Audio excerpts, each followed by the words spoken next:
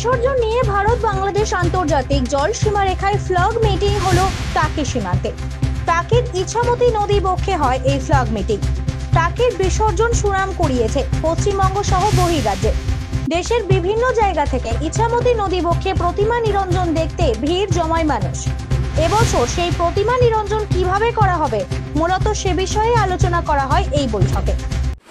প্রতি বছরই ভাসানের আগে আমাদের বাংলাদেশ বিজিপি এবং আমাদের বর্ডার সিকিউরিটি ফোর্স বিএসএফ এবং আমাদের টাকির প্রশাসন এবং আমাদের পুলিশ প্রশাসন এবং বিডিও অফিস থেকে থাকে, একজন আমাদের এসডিও অফিসে এক্সিকিউটিভ ম্যাজিস্ট্রেটও থাকে। প্রতি বছরই আমাদের এই ফ্ল্যাগ মিটিংটা হয়। ওখানে মূলত আমাদের ঠিক হয় আমরা বিজয়ের দিন যেটা ভাসান হবে ওটা ওই দিন কীভাবে আমরা চলবো।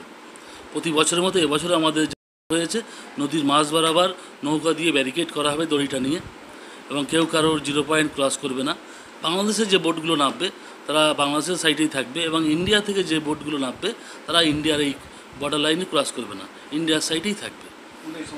আর টাইম হয়েছে আমাদের সকাল 10টা থেকে সন্ধে 5:30টার মধ্যে সব নদী থেকে ভারতীয় সীমান্তরক্ষী বাহিনী ও বাংলাদেশ বর্ডার গার্ড অর্থাৎ বিএসএফ ও বিবিজির একাধিক উচ্চপদস্থ কর্তাদের মধ্যে হয় এই ফ্ল্যাগ মিটিং।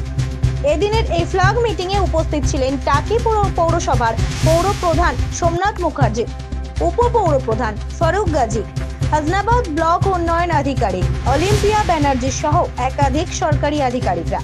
সুকান্ত দাসের রিপোর্ট, জেলার বার্তা।